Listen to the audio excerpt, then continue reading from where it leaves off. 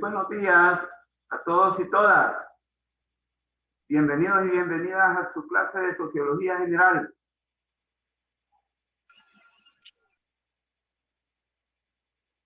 Vamos conectándonos. La última sesión nos fuimos de tajo de la señal, porque en realidad la reflexión estaba muy fructífera y teníamos que hablar, teníamos que reflexionar. Entonces el tiempo nos asaltó, nos agarró a quemarropa, pero resulta que no podemos dejar de plantear las ideas que estábamos también en las diapositivas planteando. No, esta clase debe de quedar completa, no puede quedar tijereada. Para el caso, hay como está programado un corto, ese corto no lo vamos a hacer esta semana, sino que cuando vengamos de vacaciones, la otra semana, como es asueto, no van a haber clases. Entonces, al venir de ese asueto, vamos a hacer el cuestionario debate número 3 y vamos a incluir hasta donde lleguemos hoy, ¿sí?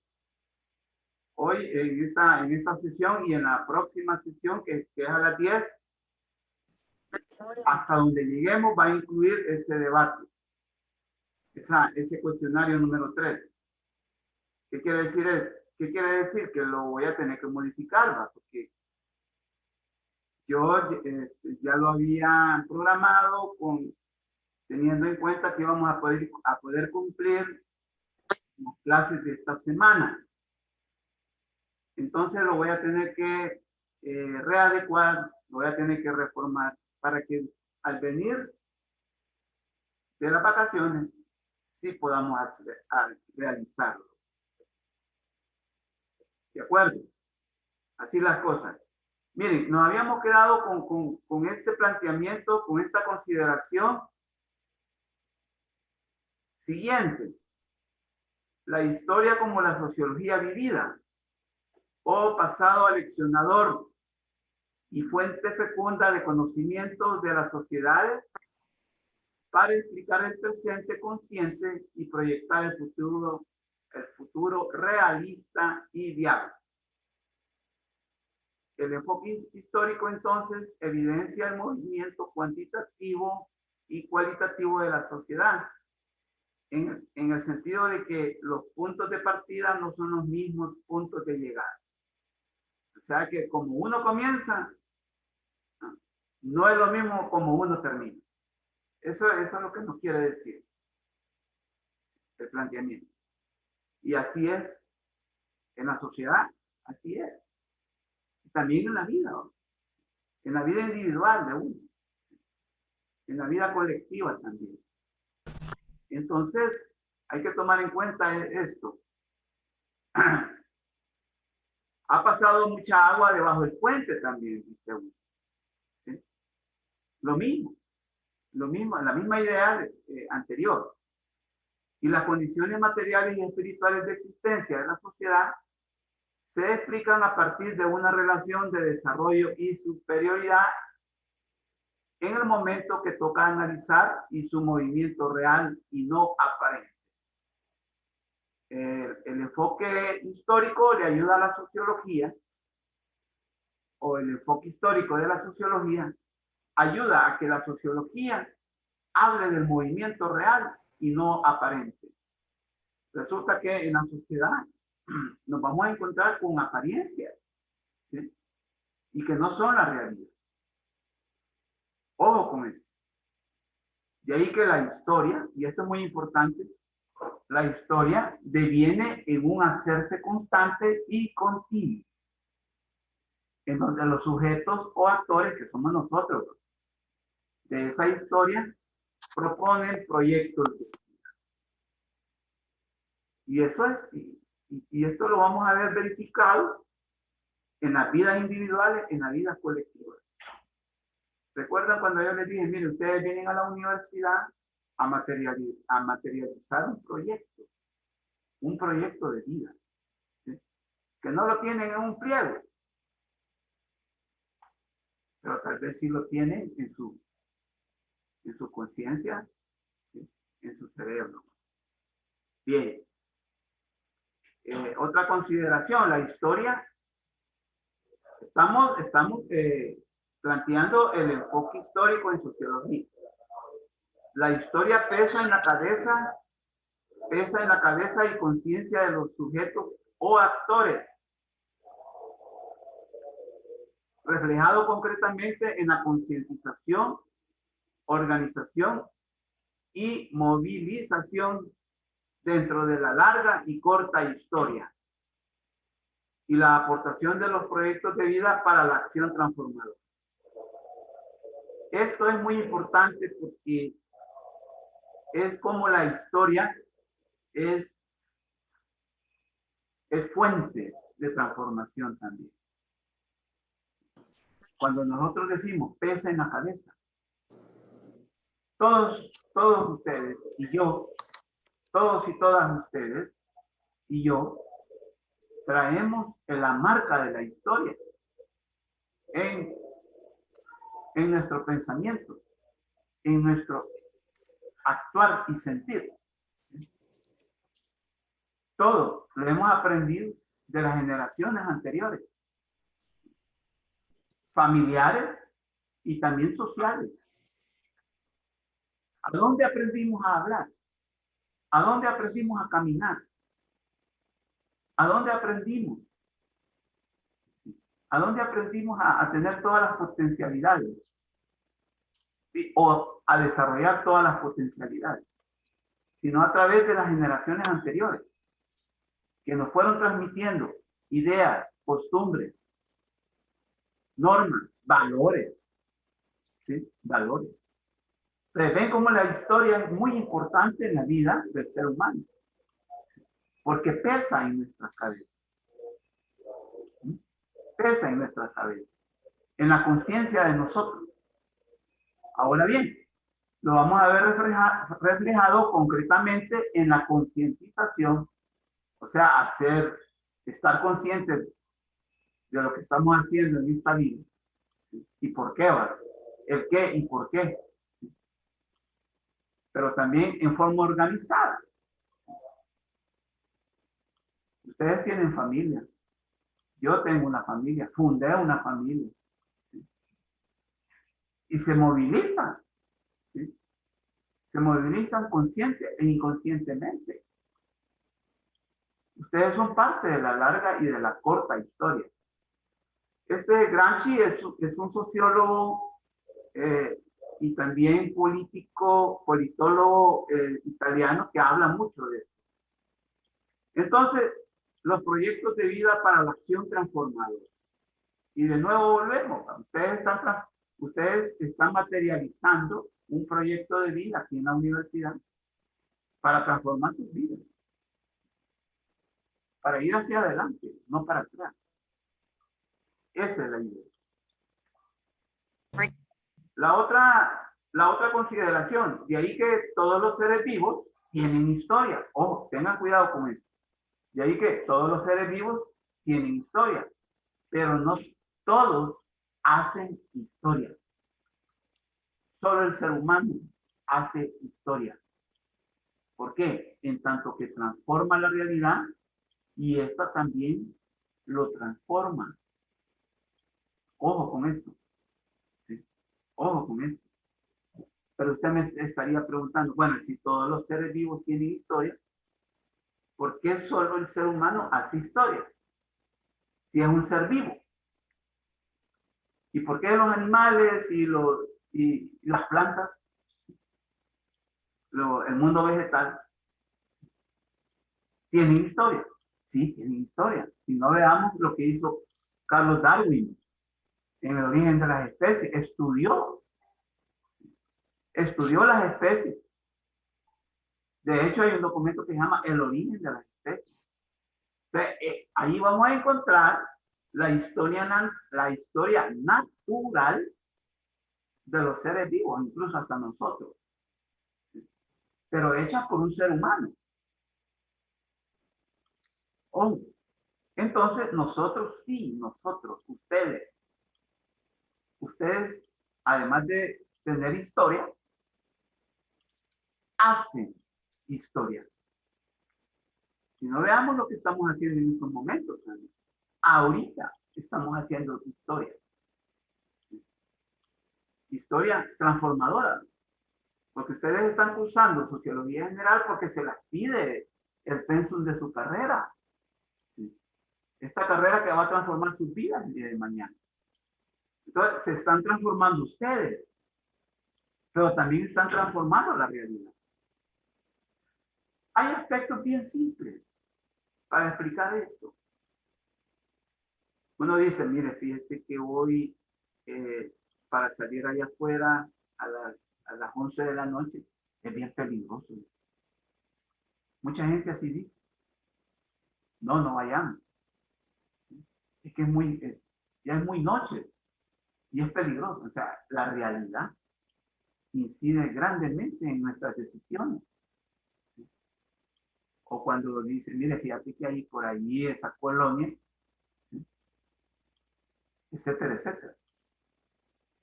Cuestiones bien simples, bien simples, en donde podemos nosotros deducir que la realidad Oye, ya está sordo. incide.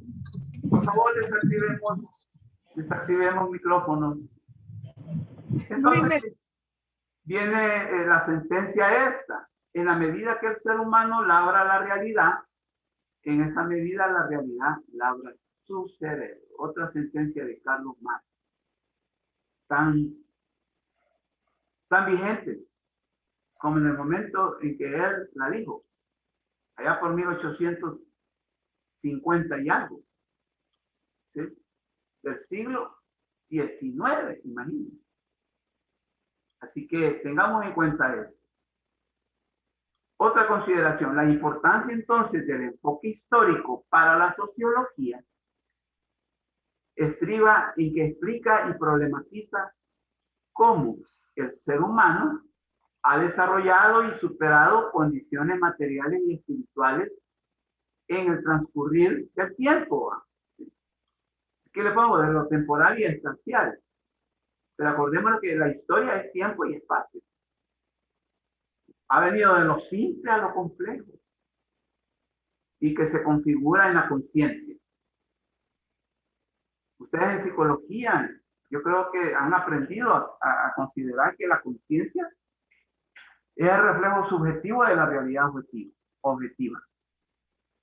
¿Cómo se refleja la realidad en todos nosotros? Es a través de la conciencia. Y la conciencia es una función del cerebro. Ojo con eso. Y entonces es como expresamos nuestra realidad objetiva. Fíjense que el martes que estuvimos reflexionando, yo le llamo reflexión a eso. Ustedes expresaron su modo de vida. ¿Cómo viven? Dijo, yo sí lo pude, yo sí lo registré. ¿Sí? Ahí la sociología me guió. ¿Va? Yo sí registré cómo viven ustedes. ¿Sí? Tengo ese dato. Porque ustedes hablaron de problemas cruciales, hablaron de problemas muy importantes para la vida de ustedes y de la sociedad. Y pude registrar el cómo ustedes viven. Claro, no del todo. Tendría que haber más interacción y por eso es que yo aprovecho a pesar del tiempo, porque no lo tenemos. No tenemos mucho. Bien. Si hay alguna reflexión, hágala, por favor. Si la hay. Bueno. A manera de conclusión, Jocelyn Damares Jocelyn Tamari, ¿me podrías leer esta diapositiva, por favor? ¿Se encuentra Jocelyn Tamari? No. Vamos a ver, Moisés Taura. Buenos días, Lick. Buenos días, ¿cómo estás?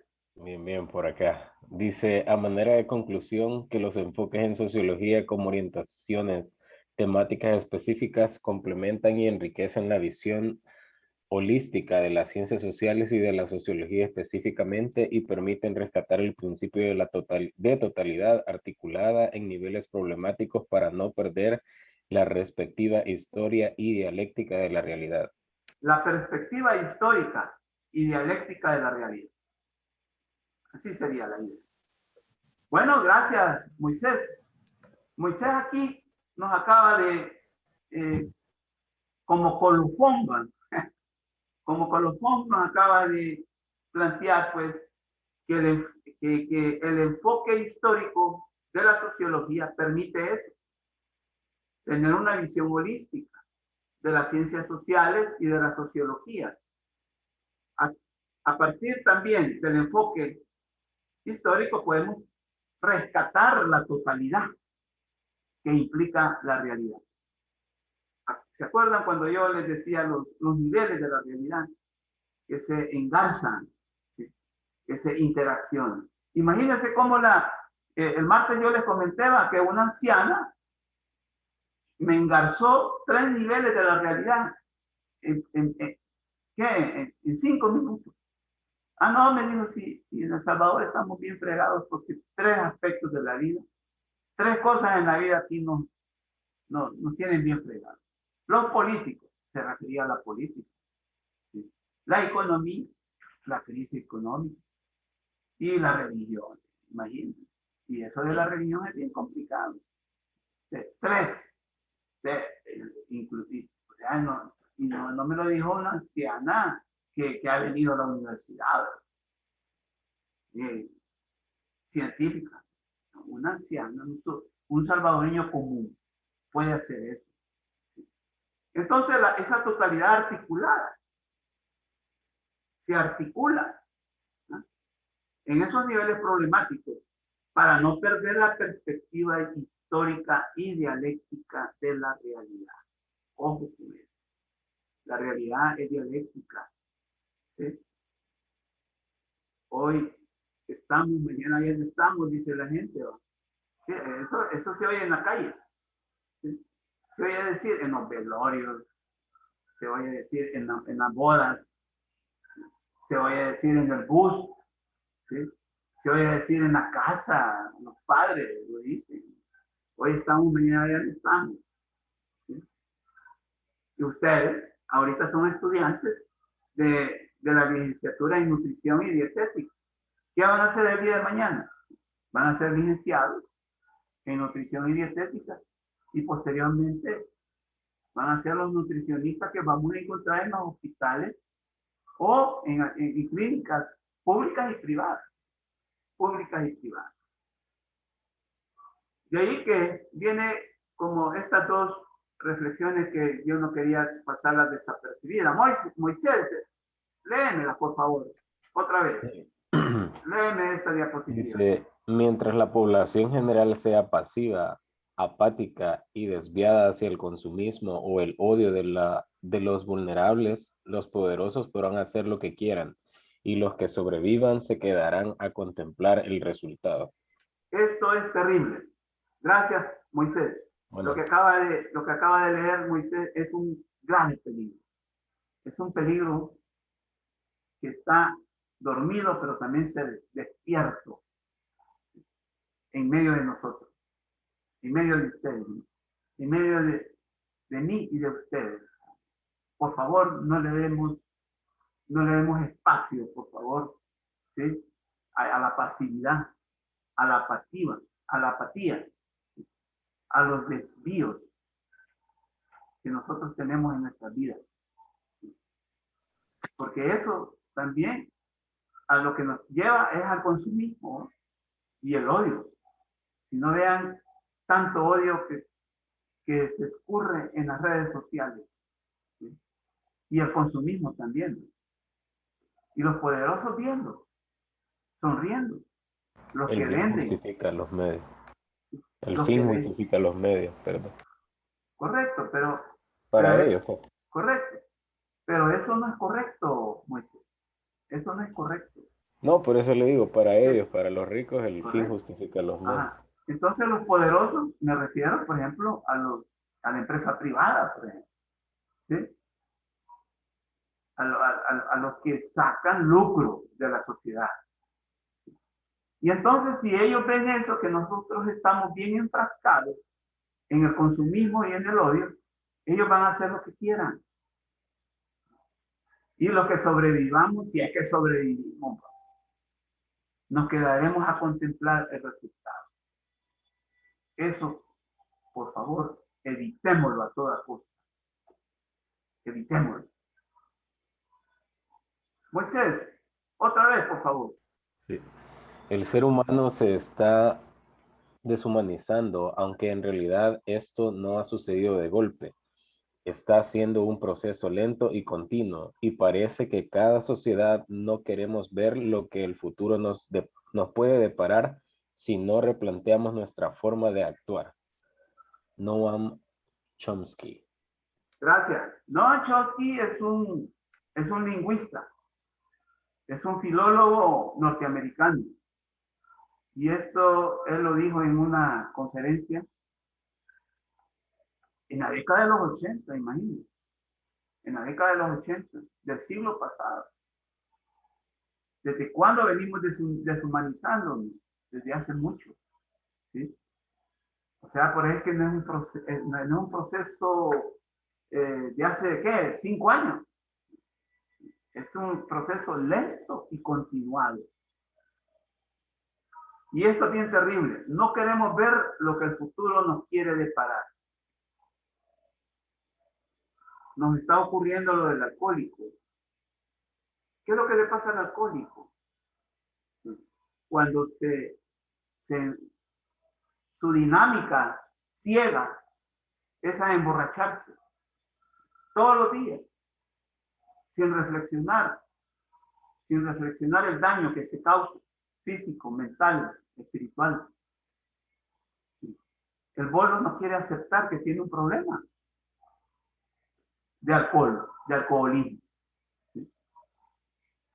Entonces, cuando el bolo reflexiona, el alcohólico, cuando el alcohólico reflexiona que tiene un problema, ¿sí?, de alcoholismo, entonces es cuando él empieza a cambiar.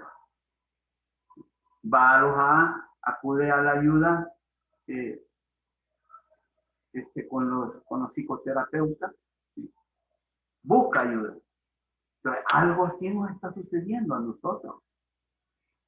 Algo así nos está sucediendo. Fíjense que el COVID no ha sido como no ha tenido un impacto. Ha tenido impacto, claro, pero no ha tenido impacto en la moral de nosotros para poder cambiar nuestro modo de vida. ¿Sí? Si no vean, bueno, hoy que salí a hacer ejercicio aquí al pasaje donde viví, encontré 3 mascarillas botadas. 3 mascarillas botadas. ¿Sí? Entonces, tanto que se les está diciendo a la gente, no boten las mascarillas. ¿Sí? Por favor, métanlas en una bolsa y bótenlas donde debe ser, no las boten en la calle. O sea, no estamos trayendo a cuenta que estamos viviendo un problema muy serio, muy serio. ¿Cuántos quieren volver a la normalidad? Están desencantados porque no va a haber feria agostina. ¿Sí? Están desencantados. Mira, hay miles de personas en este país que están desencantadas porque no va a haber feria agostina. Y da la casualidad que no va a haber. El año pasado no hubo tampoco. Pero ¿cómo está la gente renuente a no cambiar? Entonces, esta reflexión yo quería esta mañana terminar con esto. No sé qué piensan. ¿Sí? Pero estamos necesitados de cambiar, ¿verdad? Bien. ¿Sí? Buenos días, licenciado. Hola, buenos días. ¿Cómo estamos? Sí. Mire, yo quería comentar acerca de que si no cambiamos, la vamos a regar, ¿va? Correcto. Mire, imagínese todo el cambio climático que está sucediendo ahora, que ya es algo irreversible, que la gente antes lo veía como un juego, Correcto. un chiste. Incluso Donald Trump dijo que para él no existía el cambio climático ni el calentamiento global. Sí, sí, claro. Pero Bien. mira ahora cómo está Japón, China, Suiza, Alemania. Nosotros también. Nosotros no tenemos inundaciones en México, pero ya van a venir las inundaciones y los Claro. países no se preparan para las desastres. Para los Correcto. Correcto. Vamos a ver otros compañeros y compañeras que puedan aportarnos. Leonardo. Yo quería hacer un aporte acerca de lo de que estamos perdiendo la humanidad cada vez más. Y la verdad es que hace no mucho estoy viendo unos documentales acerca de eso. Y la verdad es que la humanidad nunca ha sido civilizada. O sea, desde los inicios de nuestra existencia, incluso desde antes de la venida de Cristo. Siempre hemos estado en guerras, con estratos sociales. Ajá. Siempre ha existido cosas como que mentira, envidia y etcétera, a mal en el hombre. E incluso el respeto a la naturaleza. Entonces, nunca ha sido civilizada realmente, como suelen Ajá. decir. Y es bien feo eso de la contaminación porque siempre se ha contaminado y de hecho se contaminaba más ahí por el año 1800 y 900 cuando empezó la industrialización que ahora. Pero es un montón de falta de cultura acá y también de educación. A propósito de lo que dijo Leonardo, hay datos desde 1750 sobre los niveles de contaminación que el planeta, que nosotros como planeta hemos estado ya acumulando. Se puede hablar de contaminación ambiental desde 1750, imagínense. Desde antes de la Revolución Francesa. O sea, que Desde tiempo. años. Sí. O sea, por eso es que como dice el Papa Francisco, dice, hemos, hemos acumulado tanto, ¿sí? Hemos concentrado tanto, que hemos convertido al planeta en un basurero, ¿sí? En un basurero.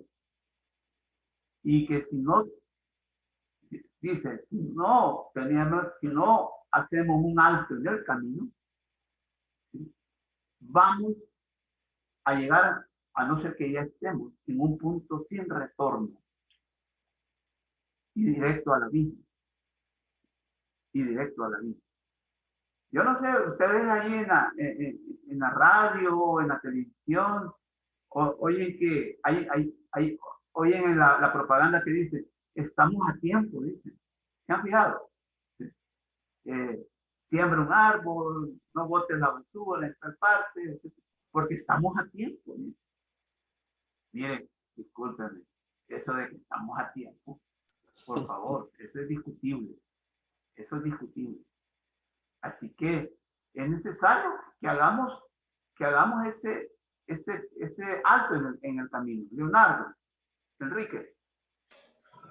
La verdad es que eso es cierto de que aún estamos a tiempo, pero una de las cosas que se tendrían que hacer para evitar ya tanta contaminación y el cambio climático sería, aunque suene bien feo, dejar de tener hijos.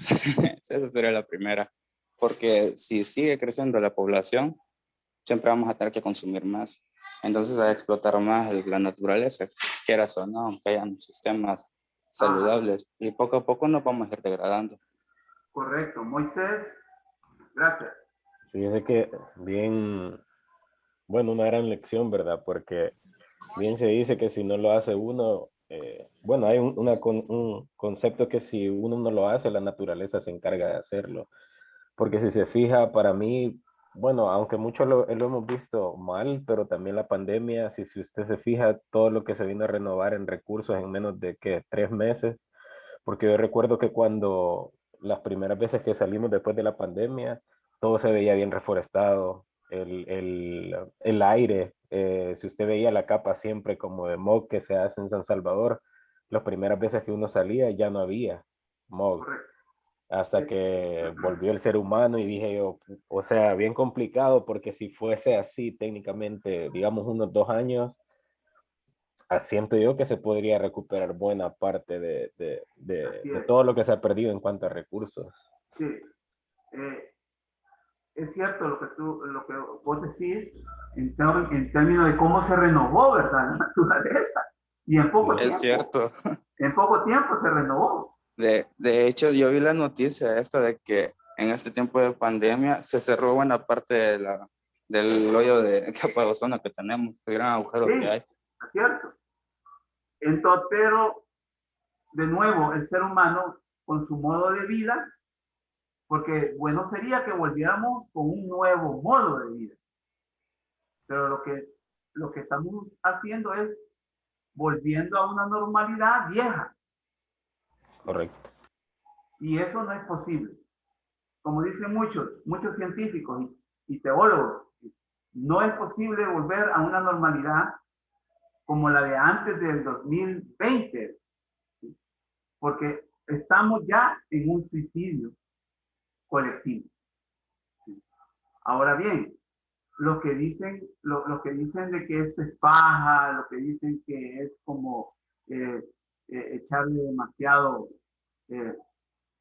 pues sí, levadura, como dicen muchos, a esto, o inflar la realidad, son los que están bien. Los que no quieren que cambie el modo de ser del ser humano, son los que están bien. Si ustedes, por favor, lean quiénes son los que dicen eso. ¿Sí?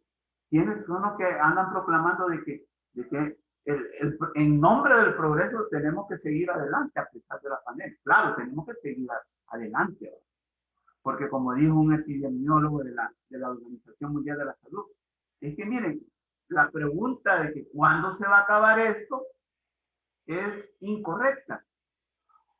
La pregunta correcta es cómo continuamos. Sí, eso sí es necesario. Es necesario hacerse esa pregunta, el cómo continuamos la vida. Ahora bien, ese cómo, todos y todas sabemos que debe de ser con un cambio de paradigma, con un cambio de modelo de vida.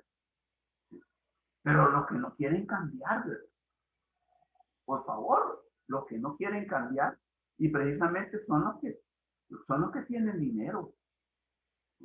Miren Jeff Bezos lo que hizo hace una semana, ¿no? Se fue a meter al espacio. ¿Se dieron cuenta? Sí. Sí. Jeff Bezos es quizás, si no es el más rico del mundo, es uno de los más ricos.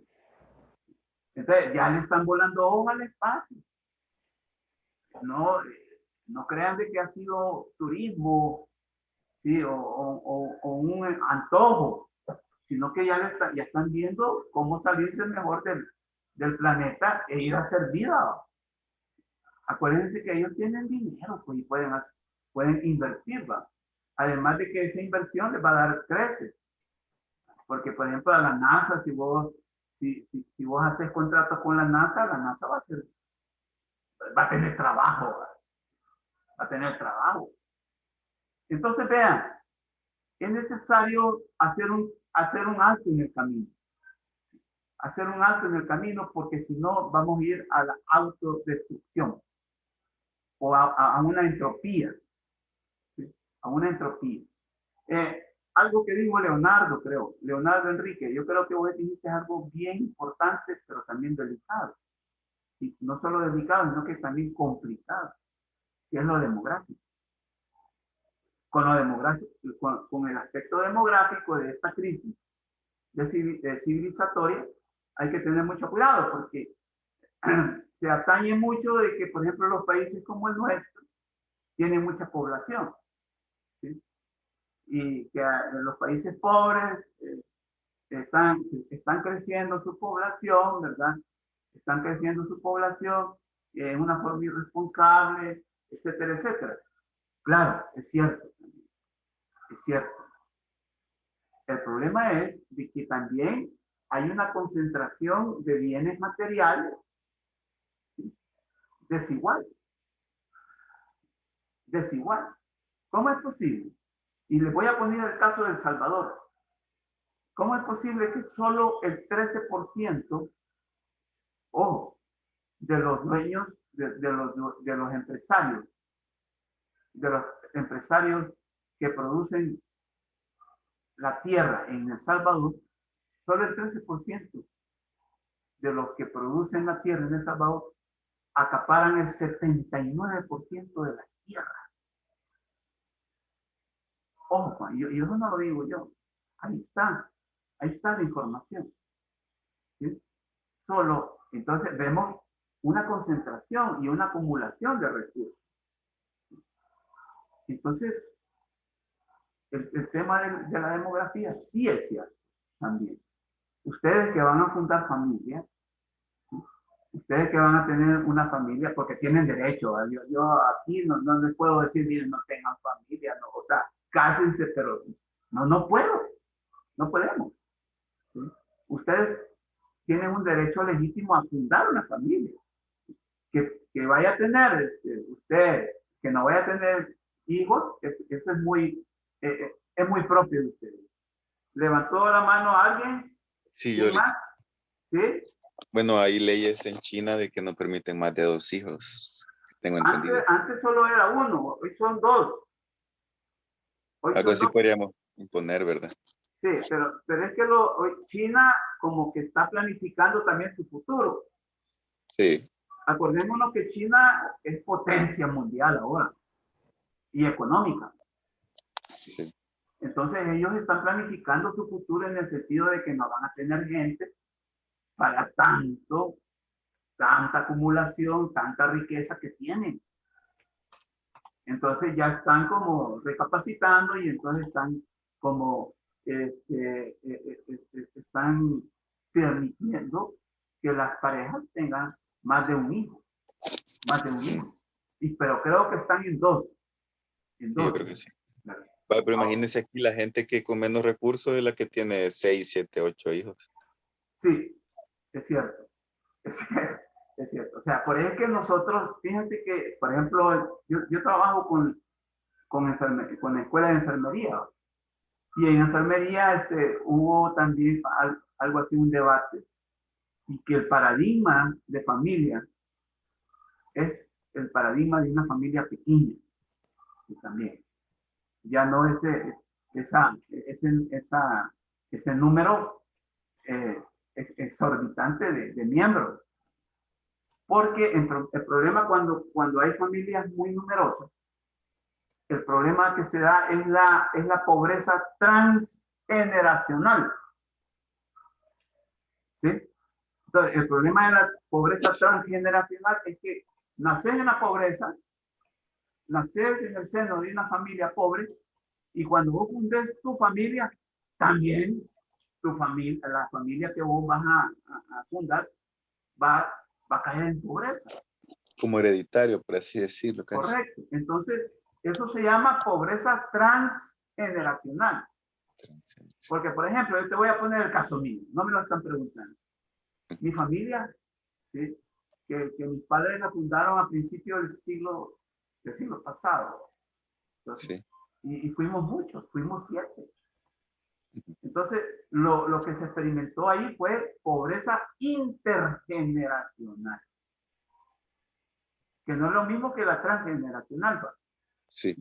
Entonces, con el esfuerzo que hicieron mis padres y también nosotros también, que le pusimos poco, que teníamos que salir.